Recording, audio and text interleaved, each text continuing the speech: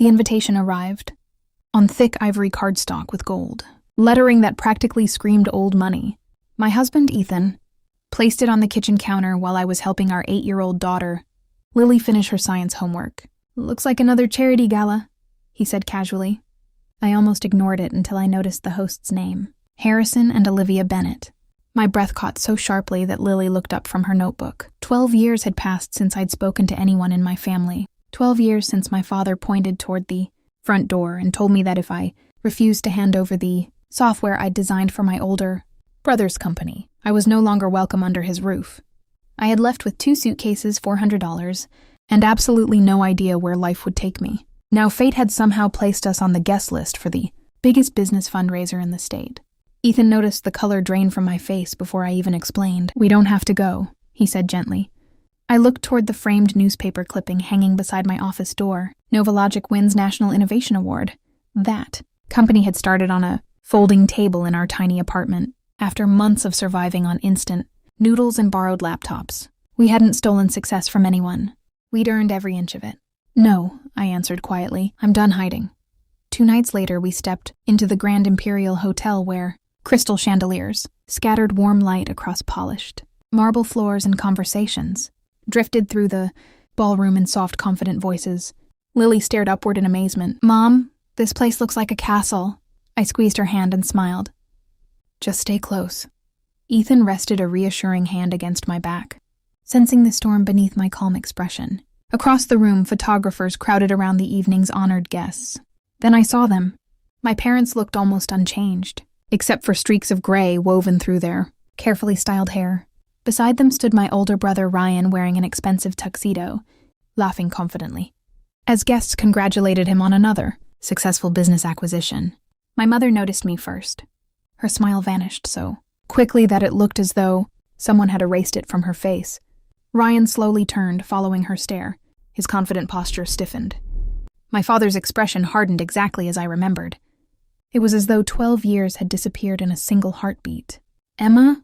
my mother whispered loud enough for nearby guests to hear. The familiar feeling of being the unwanted daughter tried to crawl back into my chest, but it found no home there anymore. Ethan stepped beside me before anyone else could speak.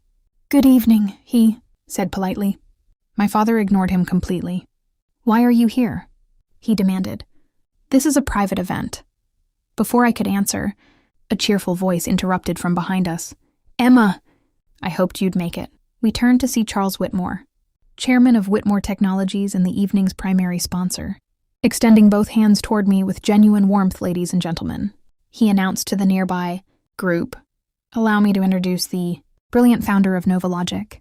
Her cybersecurity platform saved 3 of our international divisions from catastrophic attacks last year." Conversations around us paused almost instantly. Heads turned. Recognition spread through the crowd. My father's confident expression cracked. Ryan frowned as if he hadn't heard correctly. "Novalogic?" someone repeated. "The company valued at over $600 million? Charles laughed. "The very one. Emma Reed built it from scratch. My family's carefully constructed." Image began to wobble. Ryan forced a smile that never reached his eyes. "You own Novalogic?" he asked. "I thought you left college." I met his gaze without anger. "No, I transferred, worked nights, graduated with honors, and started a company." The silence stretched painfully. Guests glanced between us, sensing there was far more history beneath the surface than anyone was saying aloud. Charles continued enthusiastically, completely unaware of the tension. "Emma is speaking tomorrow at the Global Innovation Summit. Half the CEOs in this ballroom have been trying to schedule meetings with her." My mother suddenly recovered enough to force a brittle laugh. Emma was always imaginative. Ethan looked at her with calm disbelief. "There's nothing imaginary about international patents." Several executives nodded in agreement. One woman stepped forward excitedly. "Ms. Reed, our hospital network uses your encrypted patient database. It's transformed our entire security system." Across the ballroom, I watched Ryan's business partners slowly drift away from him and toward our conversation. Success attracts attention far more effectively than status ever could. My father lowered his voice. "We need to talk privately." "We've had 12 years, I replied evenly. "You chose silence." His jaw tightened. "You're embarrassing your family."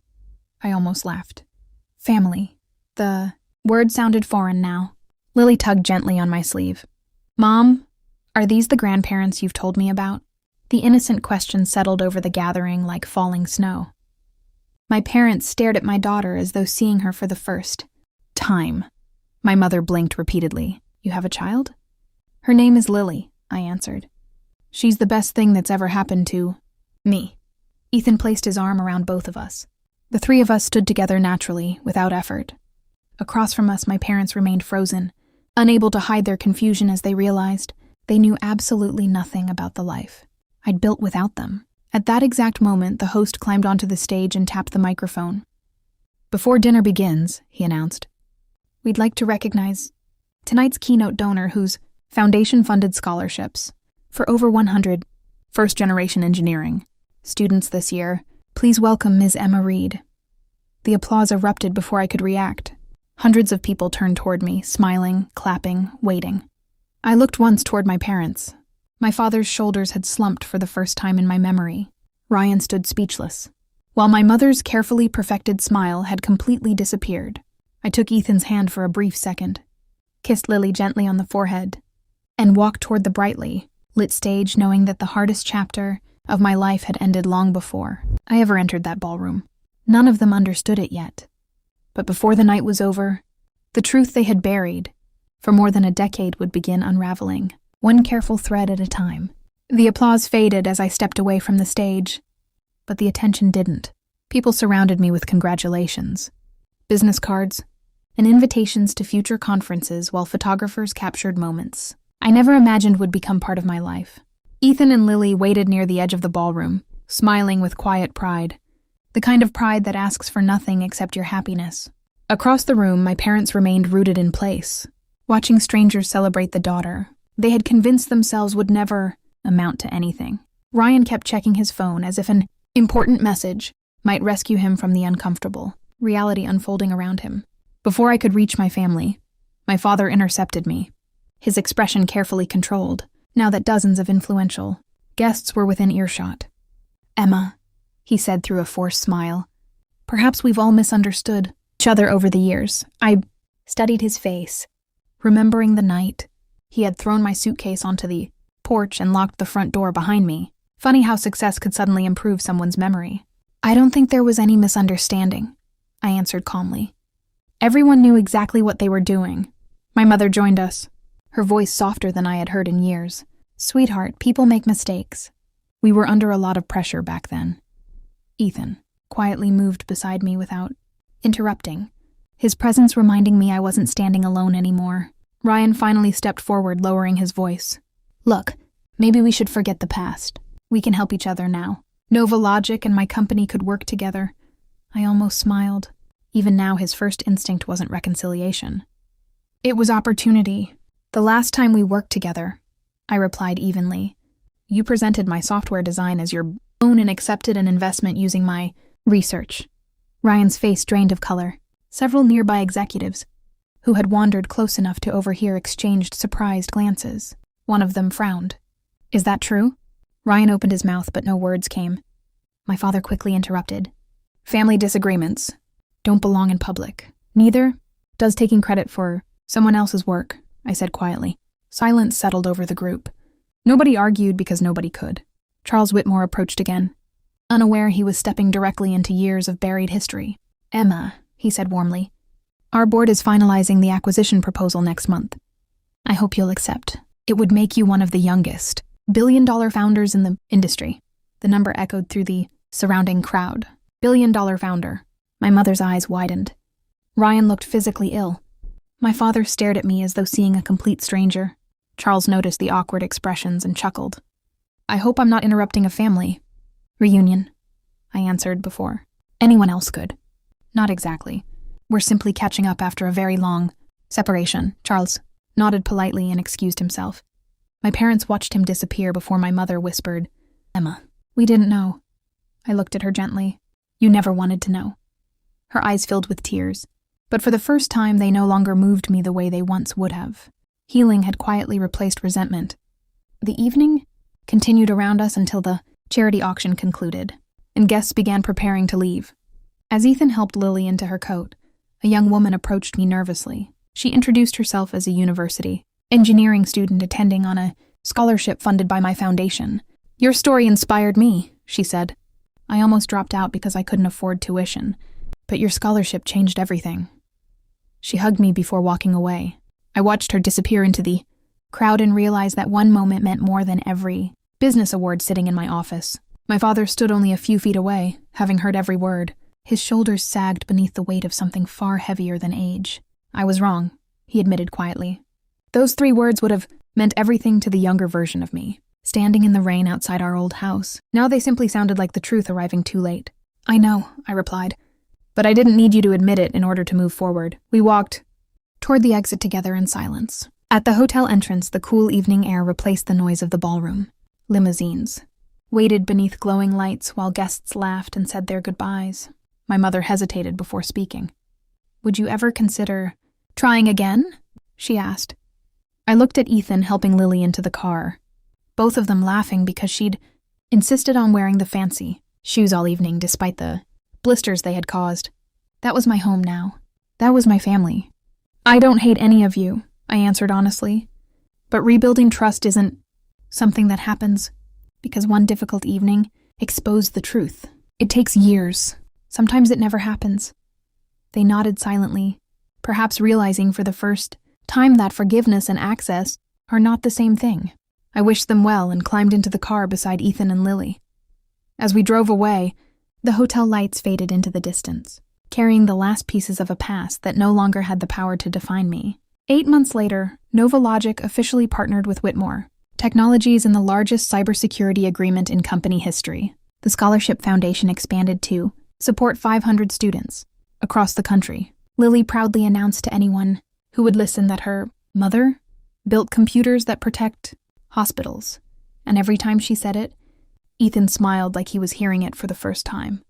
One quiet Saturday morning, I received a handwritten letter from my mother. There were no excuses inside, no requests for money, no attempts to rewrite history. Only a simple apology and a photograph of our old family home with the words, "We should have protected you instead of using you." I folded the letter carefully and placed it inside a drawer without replying. Some apologies deserve acknowledgement, others simply deserve peace. That afternoon, Lily and I planted apple trees in our backyard while Ethan assembled a swing beneath the largest oak. "Why do we plant trees if they take so long to grow?" Lily asked, brushing dirt from her hands. I smiled as I covered the roots with fresh soil. "Because someday someone we love will sit in their shade." She nodded thoughtfully before helping me press the earth firmly into place. I looked toward our home, where laughter drifted through the open windows, and realized success had never really been about proving my family wrong. It had always been about building a life so full of honesty, love, and purpose that their rejection could never make it feel empty again. 1 year later, I stood at the back of a crowded university auditorium listening as the dean announced the newest recipients of the Reed Innovation Scholarship. Hundreds of students filled the seats, their families cheering as names echoed through the hall. Watching nervous young people walk across the stage reminded me of the girl I had once been, terrified, determined, and convinced that no one was coming to save her. That was why the scholarship existed.